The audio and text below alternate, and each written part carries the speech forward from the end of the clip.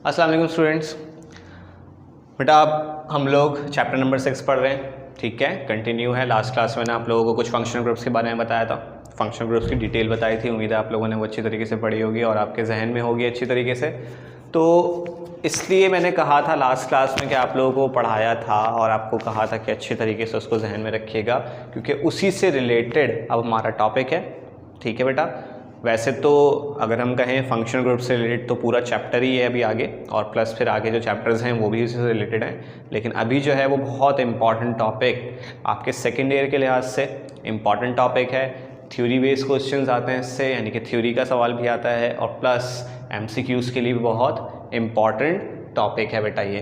तो इसको बहुत ध्यान से रखिएगा, पढ़िएगा। दूसरी बात बेटा, ये आगे आप लोगों को एप्टीट्यूड जब आप लोग पढ़ेंगे सेकेंड ईयर के बाद एंट्री टेस्ट के लिए, यूनिवर्सिटी के एंट्री टेस्ट के लिए, तो वहाँ पर आपको एप्टीट्यूड में भी बहुत ज़्यादा हेल्प करेगा जो मैं टॉपिक पढ़ा रहा हूँ। तो इसके कुछ जो पॉइंट्स मैं आपको बताऊँगा वो आप लोग अलग से भी नोट करते जाइएगा, ताकि आप लोगों को जब आप लोग एप्टीट्यूड पढ़ रहे हों तो आप लोग ईज़िली उसको क्या कर सकें, पढ़ें इसको, तो आप लोगों को सारा समझ में आसानी से आ जाएगा।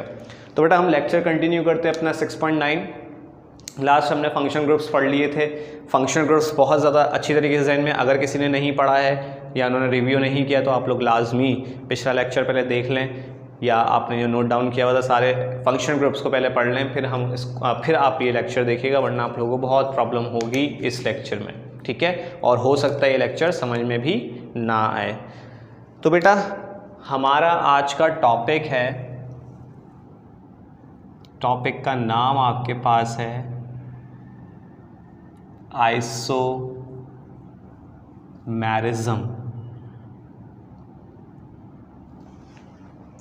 बेटा फर्स्ट ईयर में टॉपिक था आइसोमॉर्फिज्म, चैप्टर नंबर 2 था, जिसमें हमने ये पढ़ा था आइसोमॉर्फिज्म और पॉलीमॉर्फिज्म क्या होते हैं।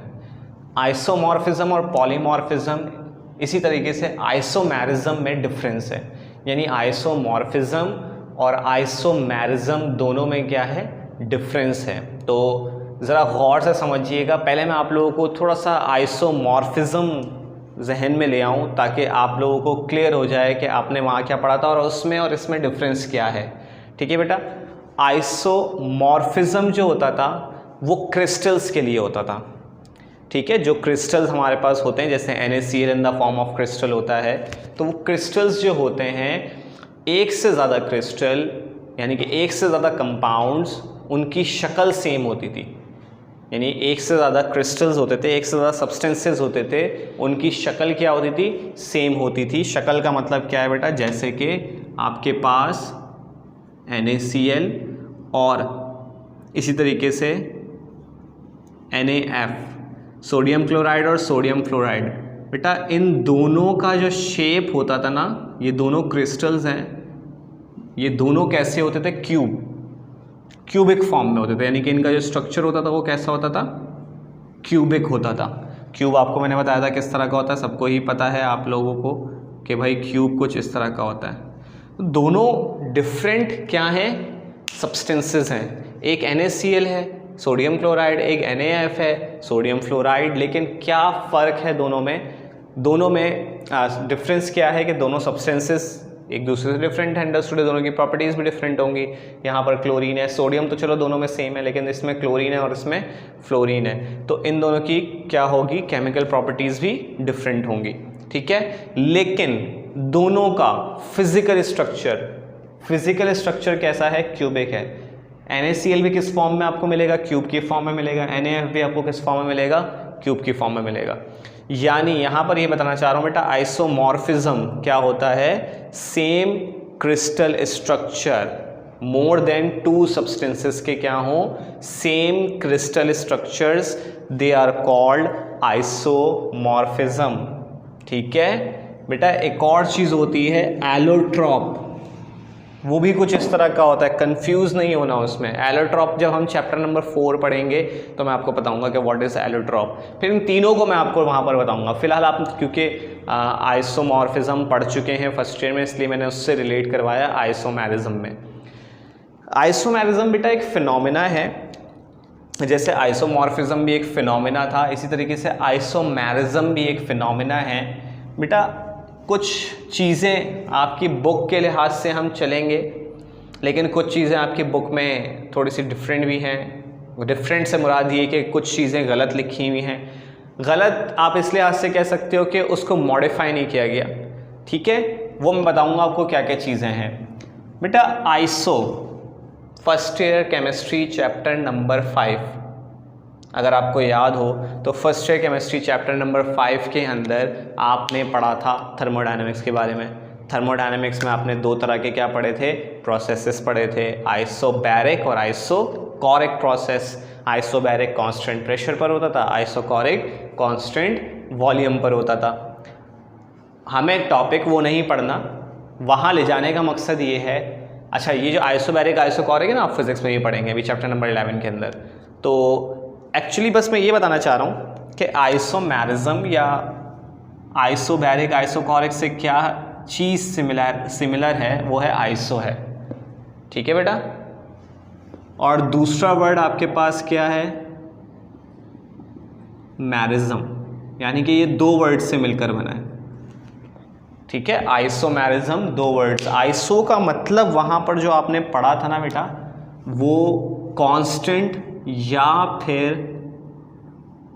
किसके लिए यूज होता था, सेम के लिए।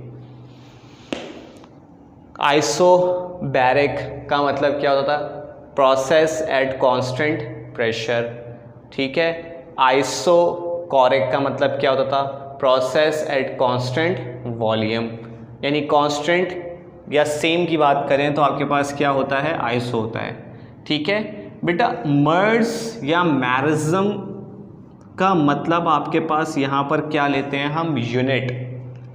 यूनिट ऐसे समझ में नहीं आएगा, यूनिट आप कह लें। अच्छा, यूनिट होता क्या है, यहाँ पर हम यूनिट किस वर्ड के लिए यूज़ कर रहे हैं बेटा। यूनिट का मतलब होता है बेसिक, है ना। सबसे जैसे मैथ्स के अंदर यूनिट का मतलब होता है 1 इज़ द बेसिक नंबर। सबसे बेसिक नंबर क्या होता है, 1 होता है। सबसे छोटा नंबर क्या होता है, 1 होता है, ठीक है। छोटा नंबर, अब कोई बच्चा ये ना सोचे कि 0 होता है, 0 इज़ नॉट अ नंबर, ठीक है। 0 कोई नंबर नहीं है। नेचुरल नंबर्स आपको पता है 1 से लेकर 9 तक होते हैं और 1 सबसे छोटा नंबर होता है, ठीक है। तो बेसिक यूनिट का मतलब जैसे लिविंग बॉडीज़ के अंदर जो बेसिक चीज़ होती है, जो यूनिट सेल होता है, सेल कहते हैं हम उसको, ठीक है। उसको यूनिट सेल भी कहा जाता है। सेल्स का कम्बिनेशन होता है तो फिर आगे जाके मसल्स वगैरह प्रिपेयर होते हैं। और भी इसी तरीके से भाई, जैसे हम कोई बिल्डिंग बना रहे हैं तो उसमें भी बेसिक की बात करें तो हम यही करते हैं भाई, बेसिक यूनिट हम ये यूज़ करेंगे। बेसिक यूनिट के अंदर आपके पास ब्लॉक्स होते हैं, सीमेंट होती है, तो ये सारी चीज़ें आती हैं। यूनिट एक्चुअली बताना चाह रहा हूँ कि यूनिट क्या होता है आपके पास, बेसिक चीज़ को कहते हैं। यूनिट हम किसे कहते हैं, बेसिक चीज़ को, किसी भी चीज़ की, ठीक है। यूनिट यहाँ पर जो यूज़ हो रहा है, किसी भी कंपाउंड की जो बेसिक चीज़ होती है ना बेटा, वो आपके पास उसका फॉर्मूला होता है और उसको हम कहते हैं क्या, मॉलिक्यूलर फॉर्मूला। कंपाउंड की बेसिक चीज़ क्या होती है, अगर मैं कहूँ कि ये पूरा प्लास्टिक से बना हुआ है, इसकी बेसिक क्या है, यानी कि इसका आप कंपाउंड का फॉर्मूला बताएंगे ना आप, बेसिक क्या है। कि नमक, आपके घर में नमक जो होता है, सॉल्ट होता है, टेबल सॉल्ट जिसको हम कहते हैं। मैं कहूँ भाई आप बताइए इसका बेसिक यूनिट क्या है, आप कहेंगे NaCl है, ठीक है। ये तो नहीं कहेंगे कि उसके अंदर सॉल्ट जो है बेसिक यूनिट का आप एक क्रिस्टल निकाल कर बताएंगे। यानी कि बेसिक यूनिट का मतलब ये होता है बेटा, आप मॉलिक्यूलर फॉर्मूला बता रहे हैं, ठीक है। तो पूरे वर्ड से क्या बना बेटा, ऐसे कंपाउंड्स जिनका सेम क्या हो, मॉलिक्यूलर फॉर्मूला हो। सेम क्या होगा, मॉलिक्यूलर फॉर्मूला होगा, ठीक है। जैसे वहाँ पर क्या था, सेम क्रिस्टल स्ट्रक्चर था, वैसे ही यहाँ पर क्या होगा, सेम मॉलिक्यूलर फॉर्मूला होगा। अब डिफरेंट क्या चीज़ें होंगी, क्योंकि लाजमी सी बात है एक से ज़्यादा कंपाउंड होंगे तो उनकी डिफरेंस वो किस तरह से हो सकते हैं। मान लें कि भाई हमारे पास ये दो अलग अलग कंपाउंड्स हैं, ठीक है, इनका शेप एक जैसा है। अब ये डिफरेंट किस तरीके से हैं, शेप एक जैसा है ना इनका, तो ये डिफरेंट किस तरीके से हैं इनका, आप इसके अंदर जो इंक है वो डिफरेंट है, ठीक है। पहली चीज़ डिफरेंट हो गई। इसका कलर क्या है, डिफरेंट है, दूसरी चीज़ हो गई। फिज़िकली इसकी इंक जो है वो डिफरेंट है और केमिकली इसका कलर डिफरेंट है। तो हम ये कह सकते हैं कि जब दो चीज़ें एक जैसी होती हैं ना, लेकिन वो बिहेव डिफरेंट तरीके से कर रही होती हैं, तो फिर हम उसको कहते हैं कि वो फिजिकली भी डिफरेंट हो सकते हैं और केमिकली भी डिफरेंट हो सकते हैं। अभी सारी चीज़ें समझ में आएंगी। अभी सिर्फ मैं आप लोगों को आइसोमेरिज्म का मतलब बता रहा हूँ कि what is the meaning of isomerism. हम जो फिनोमेना पढ़ रहे हैं वो एक्चुअली है क्या, ठीक है। तो पहले आप लोग इसकी डेफिनेशन अपने पास नोट डाउन कीजिए। आइसोमेरिज्म की हेडिंग डालेंगे। आइसोमेरिज्म की हेडिंग डाल के लिखेंगे बेटा compounds having same molecular formula, compounds having same molecular formula but different, compounds having same molecular formula but different in physical or chemical properties, but different in physical or chemical properties, but different in physical or chemical properties are called isomers,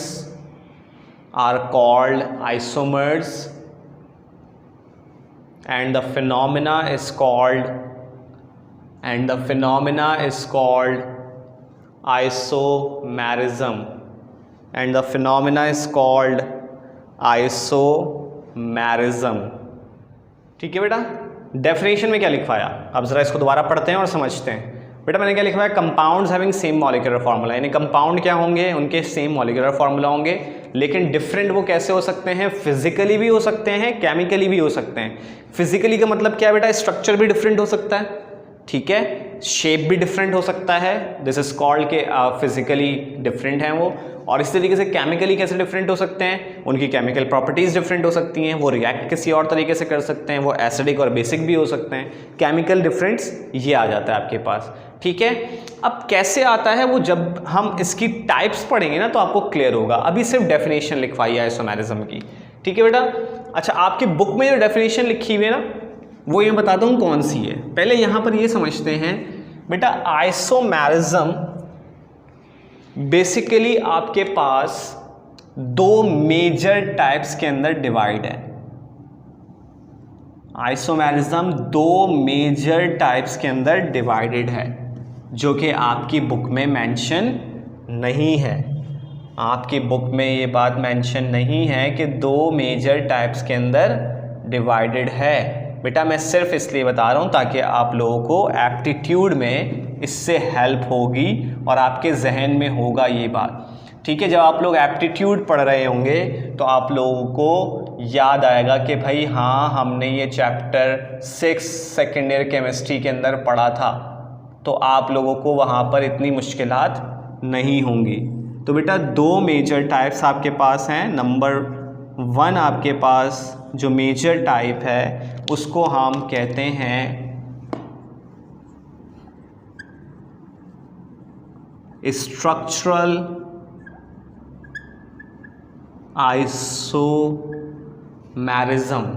पहली type आपके पास कौन सी है, structural isomerism, जो आपकी book में मौजूद है, ठीक है। और सेकंड आपके पास है स्टीरियोमेरिज्म, या इसका एक और नाम होता है बेटा स्टीरियो आइसोमेरिज्म। स्टीरियो आइसोमेरिज्म आपके कोर्स में मौजूद नहीं है, लेकिन ये चीज़ हमने आपको नोट्स में जो प्रोवाइड आपको होंगे या आपको मिल गए हों, हो सकता है मिल गए हों, अगर नहीं मिले तो जब आपको मिलेंगे तो उसके अंदर स्टीरियोमेरिज्म की डेफिनेशन मौजूद है। लेकिन बेटा आपको ये डेफिनेशन याद नहीं करनी, ठीक है। समझाने को मैं लास्ट में समझा दूंगा अगर आपको ज़रूरत पड़ेगी, वैसे ज़रूरत नहीं है। सिर्फ मैंने यहाँ पर ये बताना है आपको कि कितनी तरह की हैं, 2 तरह की टाइप्स हैं, स्ट्रक्चरल आइसोमेरिज्म और स्टीरियो आइसोमेरिज्म। हमारे कोर्स में क्या है, स्ट्रक्चरल आइसोमेरिज्म, ठीक है बेटा। अब व्हाट इज स्ट्रक्चरल आइसोमेरिज्म पढ़ते हैं हम इसको आगे, तो नेक्स्ट लाइन से लिखना शुरू करेंगे। There are 2 types of isomerism, there are 2 types of isomerism, ठीक है। नंबर 1 लिख लेंगे स्ट्रक्चरल आइसोमेरिज्म, नंबर 2 लिख लेंगे stereo isomerism. Number 1 structural isomerism, number 2 stereo isomerism या स्टीरियोमेरिज्म भी लिख सकते हैं, ठीक है। उसके बाद बेटा आप पहली हेडिंग डाल लीजिएगा स्ट्रक्चरल आइसोमेरिज्म की। पहली हेडिंग हम क्या कर लेंगे, स्ट्रक्चरल आइसोमेरिज्म की डाल लेंगे और उसकी डेफिनेशन लिख लेंगे, ठीक है। पहली हेडिंग आपके पास होगी स्ट्रक्चरल आइसोमेरिज्म और इसकी हेडिंग डाल देंगे। चलिए पहला लिखेंगे स्ट्रक्चरल आइसोमेरिज्म की डेफिनेशन लिखेंगे, compounds having same molecular formula, compounds having same molecular formula but different compounds having same molecular formula but different structural formula, compounds having same molecular formula but different structural formula is called structural isomers, is called structural isomers, and the phenomena is called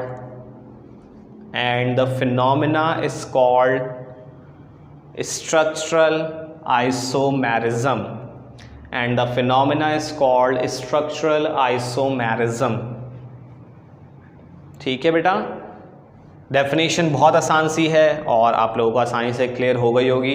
बेटा जब दो compounds कह रहे हैं कि उनका molecular formula same होगा और किस तरह से डिफरेंट होंगे, वो स्ट्रक्चरली डिफरेंट होंगे, यानी उनका बेसिक यूनिट क्या होगा, सेम होगा, और स्ट्रक्चर्स दोनों के क्या होंगे, डिफरेंट होंगे। अब आप लोग अभी यही सोच रहे होंगे कि क्या मैं बोले जा रहा हूँ कंपाउंड सेम होंगे, मॉलिक्यूलर फार्मूला और डिफरेंट स्ट्रक्चर्स होंगे। तो बेटा अभी हम जब इसकी टाइप्स आगे पढ़ेंगे तो आप लोगों को मैं फार्मूलाज विद एग्जांपल्स बताऊंगा, तो आपके खुद ही समझ में आ जाएगा कि मैं इतनी देर से बोल के आ रहा हूँ actually. And what is isomerism. बेटा अगर मैं किसी चीज़ का स्ट्रक्चर चेंज कर दूँ ना, कंपाउंड्स में बहुत ज़्यादा, कंपाउंड्स की अगर हम बात करें ऑर्गेनिक कंपाउंड्स में, अगर आप एक एलिमेंट की पोजीशन को चेंज कर देते हैं तो उससे बहुत डिफरेंस आ जाता है, कंपाउंड की प्रॉपर्टी पूरी की पूरी चेंज हो जाती है। यानी अगर मान लें कि आपके पास एक ये कंपाउंड है पूरा इस तरह से, ठीक है, ये दोनों रेड एक साथ हैं और जो आपके पास ग्रीन है वो अलग है, ठीक है। लेकिन अगर मैं क्या करता हूँ, ये एक डिफरेंट कंपाउंड होगा, अगर मैं इसको क्या करता हूँ, इसकी पोजीशंस चेंज कर देता हूँ, इस तरह से कर देता हूँ, अब दोनों क्या आ गए, रेड दो कॉर्नर्स पर आ गए और एक ग्रीन बीच में आ गया, तो बेटा ये पिछले वाले से बिल्कुल डिफरेंट होगा कंपाउंड, यानी ये कंपाउंड ही क्या हो जाएगा, चेंज हो जाएगा। अगर आप क्या करो, कंपाउंड में एलिमेंट्स की पोजीशंस को चेंज कर दें और उसकी वजह से क्या होगा कि कंपाउंड पूरा का पूरा चेंज हो जाएगा। अब कौन सा कंपाउंड कैसे आपके पास चेंज होता है बेटा, अब हम पढ़ेंगे स्ट्रक्चरल आइसोमेरिज्म की टाइप्स, ठीक है। तो यहाँ पर मैं आप लोगों को टाइप्स पढ़ाने जा रहा हूँ स्ट्रक्चरल आइसोमेरिज्म की। बेटा स्ट्रक्चरल आइसोमेरिज्म की भी एक्चुअली 5 टाइप्स हैं, ठीक है। आपके कोर्स में उसकी 4 टाइप्स पढ़ने, मैं जिनकी डेफिनेशंस आपको लिखवा रहा हूँ आपने सिर्फ और सिर्फ वो ही पढ़ने हैं, ठीक है, याद भी वही करने हैं। नोट्स में बेटा सारी चीज़ें, जैसे स्टीरियो आइसोमेरिज्म की भी डेफिनेशन लिखी हुई है, याद नहीं करनी, मैं आपको बता चुका हूँ। इसी तरह से स्ट्रक्चरल आइसोमेरिज्म की भी 5 डेफिनेशन, 5 टाइप्स लिखी हुई हैं, आपने शुरू की 4 याद करनी है। कौन कौन सी अभी मैं लिखवा दूंगा तो आपको खुद ही समझ में आ जाएगा कि आपने नोट से भी कौन सी याद करनी है, ठीक है। तो लेकिन आपको ये याद रखना है कि स्ट्रक्चरल आइसोमेरिज्म की टाइप्स कितनी होती हैं आपके पास, 5 होती हैं एक्चुअली। जब आप लोग एप्टीट्यूड में जाएंगे तो आपको समझ में आ जाएगा कि कौन सी टाइप्स के बारे में बात कर रहा हूँ मैं। अच्छा बेटा, अब हम पढ़ने जा रहे हैं स्ट्रक्चरल आइसोमेरिज्म की टाइप्स। यहाँ मैंने आपके सामने जो बनाया है स्ट्रक्चरल आइसोमेरिज्म की डेफिनेशन मैंने आपको लिखवा दी है। 4 फिलहाल मैंने यहाँ पर टाइप्स के लिए जगह छोड़ी है, 5वीं टाइप्स भी मैं आपको बता दूंगा, नाम भी बता दूंगा कौन सी होती है।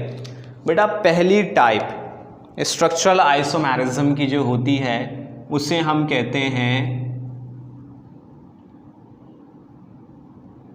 Chain isomerism. ये आपके पास कौन सी टाइप है, फर्स्ट टाइप है, चेन आइसोमेरिज्म हम इसको कहते हैं, ठीक है। क्या होती है बताता हूँ। सेकेंड टाइप को बेटा मैं आपको एक एक करके डेफिनेशंस लिखवाऊंगा, इसलिए आप लोग अभी फ़िलहाल ना लिखें, कोई मसला नहीं है। सेकेंड आपके पास होती है बेटा पोजीशन आइसोमेरिज्म, ठीक है। थर्ड हमारे पास होती है functional group isomerism and last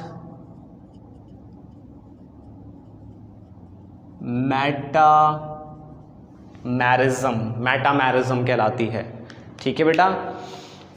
तो ये टोटल 4 टाइप्स हैं। लास्ट बेटा होती है टॉटोमेरिज्म होती है, बाद में बताऊंगा क्या होता है उसके अंदर, ठीक है। नाम मैं लिख दूंगा, वैसे पढ़ना वैसे हमें नहीं है उसको इतना, तो इसलिए उसको थोड़ा सा साइड पे ही रखें, ठीक है बेटा। तो पहले आप लोग हेडिंग डाल लेंगे बेटा position isomerism, sorry chain isomerism की, ठीक है। स्ट्रक्चर आइसोमेरिज्म की टाइप्स में पहली आपके पास हेडिंग क्या होगी, चेन आइसोमेरिज्म। देखिए सबके अंदर मैंने क्या बताया आपको, आइसोमेरिज्म का वर्ड आ रहा है, तो इसका मतलब क्या है कि मॉलिक्यूलर फॉर्मूला कंपाउंड का सब में सेम ही रहेगा। तो पहली बात तो सेम रहेगी। अब क्या क्या चीज़ें डिफरेंट होंगी वो यहाँ मैं लिखता जा रहा हूँ, ठीक है बेटा। इसमें होगा different number of carbon atoms in chain. पहले आप लोग डेफिनेशन लिख लें, सबके एग्जांपल्स भी मैं आगे लिखवाता जाऊंगा, ठीक है। क्या कहना चाह रहा है बेटा, चेन आइसोमेरिज्म की डेफिनेशन क्या होगी। आइसोमेरिज्म में क्या होता है पहले तो आप लिखें, compounds having same molecular formula, compounds having same molecular formula but different, यहां जो मैंने बात लिखी हुई वही लिखनी है, but different number of carbon atoms, but different number of carbon atoms in chain, but different number of carbon atoms in chain। Molecular formula क्या रहेगा, सेम रहेगा, लेकिन कह रहे हैं different number of carbon atoms chain में होंगे, तो बेटा अंडरस्टूड है स्ट्रक्चर चेंज हो जाएगा। अब मैं आपको एग्जाम्पल लिख के दिखाता हूं तो आप लोगों को क्लियर होगा कि व्हाट इज चेन आइसोमेरिज्म। देखिएगा यहाँ पर अगर हम लिखते हैं कुछ इस तरीके से, compound CH3 CH2 CH2 then CH3, ठीक है। थोड़ा सा नीचे करके बेटा दूसरा कंपाउंड भी लिख रहा हूँ, CH3 CH CH3 और CH3। बेटा 2 कंपाउंड्स हैं, दोनों के नाम भी मैं आपको बता दूं। बेटा इस वाले को यहां पर मैं नाम लिख रहा हूं एन ब्यूटेन। एन क्यों था मैंने बता दूंगा बाद में, भी छोड़ दो एन क्यों लगाया, क्या लगाया। 4 कार्बन आ रहे हैं ना, 1 2 3 4 5 और सिंगल बॉन्ड है, तो क्या होगा ब्यूट 4 कार्बन के लिए और एन सिंगल बॉन्ड के लिए। बेटा इस वाले को हम कहते हैं, अगर किसी को नज़र नहीं आ रहा बेटा मैं इसलिए साथ साथ आप लोगों को डिक्टेट भी कर रहा हूँ। ऊपर वाले का नाम क्या है, एन ब्यूटेन, नीचे वाले का क्या है, आइसोब्यूटेन। इसका एक और नाम भी होता है, किस तरह से आता है वो हम बाद में लिख लेंगे, अभी आपको ज़रूरत नहीं है। कुछ बच्चों को कन्फ्यूजन हो रही थी कि इसमें कौन सा नेम लिखना है, बस अभी जो मैं लिखवा रहा हूँ आपने वही नाम याद करना है, ठीक है। बाद में नेमिंग्स देखेंगे किस तरह से होती हैं तो आप लोगों को क्लियर हो जाएगा कि क्या चीज़ें डिफरेंट हैं। अब यहाँ पर डिफरेंस मैंने क्या कहा बेटा, चेन जो होती है ना, चेन जो मैंने यहाँ लिखा है, चेन के लिए ख़ास बात होती है। चेन हम कब कहते हैं, जब चेन कंपाउंड्स में क्या होती है, जब उस कंपाउंड के 2 कॉर्नर्स अगर आप ले लें, ठीक है। चेन के अंदर कितने कॉर्नर्स आने चाहिए, 2 कॉर्नर्स आने चाहिए, और चेन में सिर्फ और सिर्फ कार्बन आते हैं। चेन के लिए 2 बातें याद रखनी है आपने। एक पहली चीज़ क्या है कि सिर्फ और सिर्फ उसमें क्या होंगे, कार्बन मौजूद होंगे, ठीक है। और दूसरी चीज़ उसके कितने कॉर्नर्स होंगे, 2 कॉर्नर्स होंगे, 3 कॉर्नर्स नहीं होने चाहिए। जैसे इसकी अगर मैं चेन की बात करूं तो बेटा चेन आपके पास ये कहलाएगी। हाइड्रोजन बेटा कार्बन चेन के अंदर नहीं आ रहे हैं, पहली बात हाइड्रोजन चेन के अंदर नहीं आ रहे हैं। उसकी वजह यह है कि हाइड्रोजन सिंगल बॉन्ड बनाते हैं और वो साइड पर होते हैं कार्बन के, ठीक है। ओपन फॉर्म अगर मैं इसकी लिखूँ ना, यहाँ पे मैं एग्जाम्पल बता देता हूँ, तो बेटा कुछ इस तरह से होता है, जैसे लिखा है ना पहले CH3 तो उसको ऐसे लिखते हैं, फिर कौन है CH2 तो उसको ऐसे लिखते हैं, फिर दोबारा कौन है CH2 तो उसको ऐसे लिखेंगे, फिर इसको CH3 को कैसे लिखेंगे, इस तरह से लिखेंगे। ये पूरा ऊपर वाला कंपाउंड लिखा है मैंने, तो इसमें जब मैं चेन सेलेक्ट करूँगा तो वो ऐसी होगी। अब देख लें कि चेन में कौन आ रहा है, सिर्फ और सिर्फ कार्बन एटम्स आ रहे हैं, ठीक है। और कितने कॉर्नर्स नज़र आ रहे हैं आपको इसके अंदर, 2 कॉर्नर्स नज़र आ रहे हैं। 2 कॉर्नर्स कौन कौन से हैं आपको, एक लेफ्ट में नज़र आ रहा होगा और एक राइट पर नज़र आ रहा होगा। तो ये 2 केसेस आपके पास होने चाहिए। नीचे वाली में चेन बेटा मैं 2 से 3 तरीके से सेलेक्ट कर सकता हूँ। सिलेक्शन ऑफ चेन कैसे होती है, अभी जब हम लास्ट में नेमिंग्स करेंगे ना UPSC नेमिंग, तो मैं आपको बताऊंगा सिलेक्शन ऑफ चेन कैसे की जाती है। फिलहाल यहाँ पर ये देखें कि चेन की सिलेक्शन यहाँ पर हमें 2 कॉर्नर्स लेना, टोटल कितने 3 कॉर्नर्स हैं। अब एट अ टाइम आपने कितने कॉर्नर यूज़ करने, 2, या तो यहाँ से यहाँ ले जाओ, ठीक है, या यहाँ से सीधा ले जाओ। मैं सीधा ले जा रहा हूँ, वो आसान होगा। कंफ्यूज मत होना बेटा कि चेन कैसे सेलेक्ट की है नहीं की है, सब कुछ बताऊंगा डिटेल में जब IUPAC नेमिंग करेंगे। सिर्फ आपको ये बता रहा हूँ कि यहाँ पर चेन के अंदर कितने कार्बन आपको नजर आ रहे हैं, 1 2 3 4, और यहाँ चेन में कितने हैं, 1 2 3। लेकिन अगर आप कंपाउंड्स के अंदर, दोनों कंपाउंड्स के अंदर अगर टोटल कार्बन काउंट करें, टोटल कार्बन आपको काउंट यहाँ पर कितने मौजूद हैं, 1 2 3 4, ठीक है। और यहाँ टोटल बात कर रहा हूँ बेटा, चेन में नहीं, 1 2 3 4, टोटल कितने, 4 का 14 के अंदर कितने कार्बन्स हैं, 4 कार्बन्स हैं। अब हाइड्रोजन्स भी काउंट करो, 3 2 5 हो गए, 5 और 2 7 और 3 10। नीचे वाले में चेक करते हैं, 3 4 और 3 7 और 3 10। दोनों कंपाउंड में 4 कार्बन्स और 10 हाइड्रोजन्स, 4 कार्बन्स एंड 10 हाइड्रोजन्स मौजूद हैं। डिफरेंस क्या है बेटा, दोनों का अगर हम कहें कि मॉलिक्यूलर फॉर्मूला क्या है, दोनों का सेम है। डिफरेंस क्या है, different number of carbon atoms in chain. Chain में कितने कार्बन है, 4, चेन में कितने कार्बन है, 3, दोनों में डिफरेंस ये आ गया। तो इस वजह से दोनों कंपाउंड्स एक दूसरे से डिफरेंट होंगे, दोनों की रिएक्टिविटी भी एक दूसरे से डिफरेंट होगी, ठीक है। तो ये मेरे ख्याल से आप लोगों को चेन आइसोमेरिज्म समझ में आ गया होगा। एग्जाम्पल चेन आइसोमेरिज्म में आप ये लिख सकते हैं बेटा, दोनों लिखनी होती हैं, ठीक है। चेन आइसोमेरिज्म में आप दोनों डेफिनेशंस दोनों एग्जाम्पल्स लिखोगे, और इसकी डेफिनेशन विदाउट एग्जाम्पल्स बेकार है, आपने एग्जाम्पल्स लाजमी लिखनी है, ठीक है बेटा। अब हमारे पास किसकी बात आ गई है, अब हम आते हैं पोजीशन आइसोमेरिज्म की तरफ। पोजीशन आइसोमेरिज्म में भी बेटा क्या होगा, सेम मॉलिक्यूलर फॉर्मूला होगा। ज़रा डेफिनेशन लिखिएगा हेडिंग डाल के, compounds having same molecular formula. Position isomerism की डेफिनेशन लिखवा रहा हूँ, compounds having same molecular formula but different, compounds having same molecular formula but different position of functional group, but different position of functional group। Compounds का molecular formula same होगा but different position of functional group, आगे लिखेंगे, are called position isomers, are called position isomers, and the phenomena is called position isomerism, and the phenomena is called position isomerism, ठीक है बेटा। तो बहुत आसान सी definition है। अब फंक्शनल ग्रुप की पोजीशन कौन सी होगी, ज़रा वो देखते हैं। ज़रा यहाँ देखिएगा इसकी एग्जांपल, तो आप लोगों को क्लियर हो जाएगी। यहाँ पर मैं पहली एग्जांपल आपके पास लिख रहा हूँ, CH3 CH2 CH2 Br। दूसरी एग्जांपल लिख रहा हूँ CH3 CH CH3 और Br। बेटा इन दोनों में ज़रा जल्दी से फंक्शनल ग्रुप को ढूंढो। मैंने कहा था जब कार्बन हाइड्रोजन नहीं हो तो कार्बन हाइड्रोजन के अलावा जो चीज़ होती है वो फंक्शनल ग्रुप होती है, याद रखिएगा।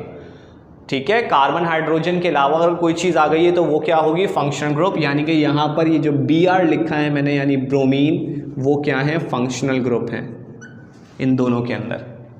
ठीक है, और आपको ये कंपाउंड पहचान में आ गया होगा। ये कौन सा कंपाउंड है, ये है अल्काइल हैलाइड्स। अल्काइल हैलाइड्स कैसे हैं, ज़रा पीछे पलटिएगा और फंक्शनल ग्रुप वाला टॉपिक निकालिए। उसमें मैंने आपको बताया था कि क्या होता है, हाइड्रोकार्बन के साथ जब भी कोई भी हैलोजन लगा हुआ हो, कोई भी हैलोजन कौन सा हो सकता है, फ्लोरीन, क्लोरीन, ब्रोमीन और आयोडीन, तो वो आपके पास क्या कहलाते हैं, अल्काइल हैलाइड्स कहलाते हैं। बेटा अब ज़रा हम यहाँ देखते हैं कि दोनों में डिफरेंस क्या है। दोनों में कार्बन काउंट करो 3 हैं, हाइड्रोजन्स काउंट करो कितने मौजूद हैं, 3, 2, 5 और 2, 7, और दोनों के अंदर Br एक मौजूद है। दोनों में कार्बन, हाइड्रोजन और ब्रोमीन क्या है, सेम है। डिफरेंस क्या है बेटा इनके, पहले नाम लिख लेता हूँ मैं। इसमें ब्रोमीन बेटा जहाँ से करीब होता है ना वहाँ से हम पोजीशन बताते हैं। ठीक है, नंबरिंग वहीं से करते हैं, यानी कार्बन एटम्स को हम नंबरिंग करेंगे। कहाँ से, यहाँ से। यहाँ पर अगर हम देखें तो ब्रोमीन कौन सी पोजीशन पर है, फर्स्ट पर है। अब यहाँ पर अगर हम देखें तो ब्रोमीन दोनों तरफ से सेकंड पर आ रहा है, तो नंबरिंग आप कहीं से भी कर लें, कोई मसला नहीं है। जब ये फर्स्ट पर, जहाँ से ब्रोमीन करीब होता है वहाँ से नंबरिंग करते हैं, याद रखिएगा अभी। ठीक है, फिर नेमिंग्स में भी ये बात रिव्यू करवाऊंगा दोबारा से। तो यहाँ पर अगर मैं देखूँ तो इसका नाम बेटा कुछ बन रहा है ऐसा, 1 ब्रोमो। कैसे बना नाम, कहाँ से आया, छोड़ दो, सब सिखाऊंगा। फिलहाल बस ये याद रखो, क्या चीज़ याद रखनी है, इसका नाम क्या बनेगा, 2 ब्रोमो प्रोपेन। 1 क्यों कह रहे हैं, पहले पर Br है। ब्रोमो क्यों कह रहे हैं, ब्रोमीन का नाम है। प्रॉप 3 कार्बन है और इनके दरमियान सिंगल बॉन्ड है, तो आगे क्या लगा दिया, एन लगा दिया। सेम काम यहां पर है। 2 पोजीशन किसकी बेटा, Br की। ब्रोमो Br आ गया, प्रॉप 3 कार्बन है, एन सिंगल बॉन्ड है। फर्क क्या है दोनों में, कार्बन, हाइड्रोजन और ब्रोमीन सेम है दोनों के अंदर। डिफरेंस क्या आ रहा है बेटा दोनों के अंदर, कि एक में ब्रोमीन कौन सी पोजीशन पर है, पहली पोजीशन पर, और दूसरे कंपाउंड पर ब्रोमीन कौन सी पोजीशन पर है, सेकंड पोजीशन पर। Compounds having same molecular formula but different position of functional group. उम्मीद है आप लोगों को ये भी क्लियर हो गया होगा। तीसरा बेटा, ये फंक्शनल ग्रुप की पोजीशन चेंज होती है इसके अंदर, इसमें फंक्शनल ग्रुप ही चेंज हो जाता है। कैसे होता है देखते हैं। पहले तो आप डेफिनेशन लिख लीजिए। Compounds having functional group isomerism की हेडिंग डालेंगे, फिर डेफिनेशन लिखेंगे। Compounds having same molecular formula, compounds having same molecular formula but different functional groups. Compounds having same molecular formula but different functional groups are called functional group isomers, are called functional group isomers, and the phenomena is called functional group isomerism, and the phenomena is called functional group isomerism. अब इसमें functional group कैसे different होते हैं, चलिए example देखते हैं इसकी। बेटा एक कंपाउंड कुछ ऐसा है और इसी तरह से एक कंपाउंड है। मैंने क्या कहा है, बार बार बता रहा हूँ, कार्बन हाइड्रोजन के अलावा जो चीज़ होती है वो फंक्शनल ग्रुप होती है। फिर जब सिर्फ कार्बन हाइड्रोजन होते हैं तो उसमें बॉन्ड्स फंक्शनल ग्रुप होते हैं। कार्बन हाइड्रोजन के अलावा जो भी चीज़ होती है वो फंक्शनल ग्रुप होती है। तो आपको यहाँ नजर आ रहा होगा कार्बन हाइड्रोजन चेन के अलावा कौन सी चीज़ है बेटा, OH, तो दिस इज फंक्शनल ग्रुप। इसमें कार्बन हाइड्रोजन के अलावा कौन है, oxygen, this is functional group. ठीक है, चलिए पहला वाला कंपाउंड जो है उसको ज़रा पहचाने कौन है, जल्दी से फंक्शनल ग्रुप का पेज निकालिए और उसमें देखिए आपको मैंने लिखवाया था कार्बन हाइड्रोजन के साथ अगर OH आ जाए, R के साथ अगर OH आ जाए तो आप कहते हैं अल्कोहल है। वो कौन सा कंपाउंड होता है बेटा? अल्कोहल्स होते हैं। इसका नाम जो बनेगा वो बनेगा इथाइल अल्कोहल। कहाँ से नाम आया छोड़ दो, फिलहाल बस याद करो। मैं सिर्फ कंपाउंड्स की पहचान करवा रहा हूँ, नाम कैसे लिखते हैं वो नहीं करवा रहा। अभी आप लोगों ने नाम याद करने एग्जाम्पल्स के साथ। तो ये क्या आपके पास है? इथाइल अल्कोहल है, ठीक है। इसी तरह से बेटा O के दोनों साइड पर जब R आ जाए, ये R है ना, ये भी R है, O के दोनों साइड पर R आ जाए तो ये कहलाते हैं ईथर्स। क्या कहलाते हैं? ईथर्स। तो इसको हम जो कहते हैं वो कहते हैं डायमीथाइल, डायमीथाइल ईथर। क्या कहते हैं इसको? डायमीथाइल ईथर कहते हैं, ठीक है। दोनों में कार्बन काउंट कीजिए, कितने हैं भाई? 2-2 कार्बन्स हैं। दोनों में हाइड्रोजन्स काउंट कीजिए, कितने नज़र आ रहे हैं आपको? 6 नज़र आ रहे होंगे। दोनों में ऑक्सीजन काउंट कीजिए, कितने नज़र आ रहे हैं आपको? 1 नज़र आ रहे हैं। दोनों में कार्बन हाइड्रोजन ऑक्सीजन की मिकदार सेम है। डिफरेंट क्या है बेटा? इसका फंक्शनल ग्रुप कौन है? OH है। इसका फंक्शनल ग्रुप कौन है? ऑक्सीजन है। इस फंक्शनल ग्रुप का नाम क्या है? अल्कोहल है। इस फंक्शनल ग्रुप का नाम क्या है? ईथर है। डिफरेंस उम्मीद है आप लोगों को क्लियर हो गया होगा। इसमें position of functional group change होती है, फंक्शनल ग्रुप चेंज नहीं होता। दोनों में फंक्शनल ग्रुप सेम है। और फंक्शनल ग्रुप आइसोमर्स में क्या होता है? फंक्शनल ग्रुप ही चेंज हो जाता है। तो they are called functional group isomers, ठीक है। अब आ जाइए, लास्ट हेडिंग डाल लीजिएगा मेटामेरिज्म की। मेटामेरिज्म की जरा डेफिनेशन लिखेंगे। Compounds having same molecular formula, compounds having same molecular formula but different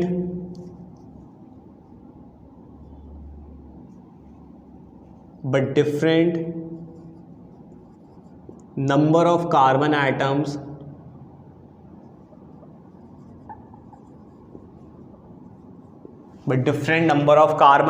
in either side of functional group. ये ऐसे समझ में नहीं आएगा, एग्जाम्पल लिखता हूँ पहले। बेटा थोड़ा सा जगह कम है तो मैं ज़रा छोटा छोटा सा लिख रहा हूँ, पढ़ लीजिएगा। मैं आपको फिर भी रिपीट करवा दूँगा।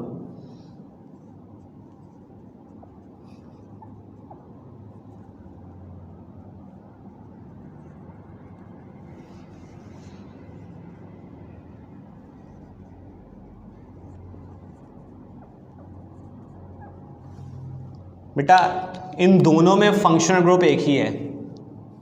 देखिएगा, यहाँ भी ऑक्सीजन है और यहाँ भी ऑक्सीजन है।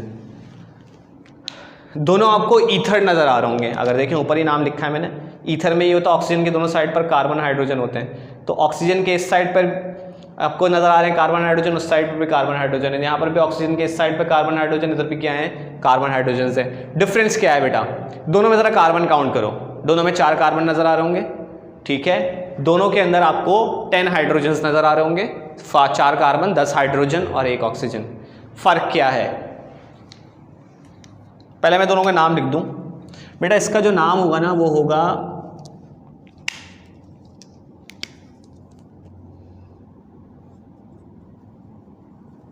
इथाइल। मैं डिक्टेट भी कर रहा हूं, अगर समझ में नहीं आया याद लिखा हुआ तो आप लोग पढ़ लीजिएगा। इथाइल मिथाइल, पहले ई वाला है फिर एम वाला है और फिर लास्ट में ईथर है। और बेटा इसको कहते हैं डाईथाइल ईथर। अब दोनों में डिफरेंस क्या नजर आ रहा है आपको? इस ऑक्सीजन के लेफ्ट साइड पर कितने कार्बन है? 1 है और राइट साइड पर 3 है। इस ऑक्सीजन के लेफ्ट साइड पर 2 हैं, राइट साइड पर भी 2 हैं। यही बात लिखवाइए। Compounds having same molecular formula, दोनों में 4 कार्बन, दोनों में 10 हाइड्रोजन, दोनों में 1 ऑक्सीजन है। मॉलिक्यूलर फार्मूला सेम है। डिफरेंस क्या है बेटा? दोनों में जो फंक्शनल ग्रुप है, फंक्शनल ग्रुप इज ऑक्सीजन, उसके दोनों साइड्स पर number of carbon hydrogens different है। पहले वाले में ऑक्सीजन के लेफ्ट साइड पर 1 कार्बन है और राइट साइड पर 3 कार्बन हैं। इसी तरीके से दूसरे वाले में लेफ्ट और राइट दोनों में कितने कार्बन हैं? 2 कार्बन्स मौजूद हैं। तो ये आपके पास डिफरेंस आपके पास मौजूद है इसके अंदर। बेटा isomerism is the most important and most conceptual topic of organic chemistry, तो इसको बहुत ध्यान से पढ़िएगा। ये लेक्चर चाहे 2 बार सुनना हो 10 बार सुनना हो, सुने इसको ताकि आप लोगों को इसको समझ में आए आसानी से। अगर ये टॉपिक आइसोमेरिज्म में कुछ मसला होता है तो बेटा आप लोग लाजमी मुझसे कमेंट बॉक्स के अंदर पूछ सकते हैं। व्हाट्सएप ग्रुप में आप लोग ऐड हैं, वहाँ पर मुझे मैसेज करके पूछ सकते हैं, तो मैं ज़रूर आप लोगों को रिप्लाई दूंगा और वहाँ पर आपकी जो कन्फ्यूजन है उसको क्लियर कर दूंगा। ठीक है बेटा, तो आइसोमेरिज्म का टॉपिक हमारा फ़िलहाल यहाँ पर ख़त्म होता है। हमारा लेक्चर नंबर 6.9 वाइंड अप होता है। इसकी मैंने आपको सारी डेफिनेशंस विद एग्जांपल्स आप लोगों को बता दी हैं। आप लोगों ने सिर्फ जो मैंने बातें डेफिनेशंस लिखवाई हैं वो आपने याद करनी है। पहले आप लोग आइसोमेरिज्म की डेफिनेशन याद करेंगे, नोट्स में ही मौजूद है, मैंने भी लिखवा दी है। फिर आप लोग स्ट्रक्चरल आइसोमेरिज्म की डेफिनेशन याद करेंगे, नोट्स में भी है और मैंने भी लिखवा दी है। उसके बाद ये 4 टाइप्स हैं स्ट्रक्चरल आइसोमेरिज्म की जो आपने याद करनी है। 2 चीज़ें आप लोगों ने नोट से याद नहीं करनी, जो मैंने भी नहीं लिखवाई, स्टीरियोमेरिज्म की डेफिनेशन और इसकी जो 5वीं टाइप है टॉटोमेरिज्म कहलाती है, उसकी भी डेफिनेशन। अगर किसी को समझना हो बेटा, पेपर में आते नहीं है, ठीक है ना, MCQs आते हैं, एप्टीट्यूड लेवल की बात है। अगर किसी को समझना हो तो मुझे बता दें, मैं उसको इंडिविजुअली ज़रूर उसको समझा दूंगा। जब हमारी डिस्कशन क्लास होगी तो उसके अंदर हम इसको डिस्कस कर लेंगे। ठीक है बेटा, तो हम फिलहाल लेक्चर को यहाँ पर वाइंड अप करते हैं। इंशाल्लाह नेक्स्ट लेक्चर में मुलाकात होगी आपसे, तो अच्छी तरीके से पढ़ाई कीजिए, बाकी ख्याल रखिएगा अपना। Thank you.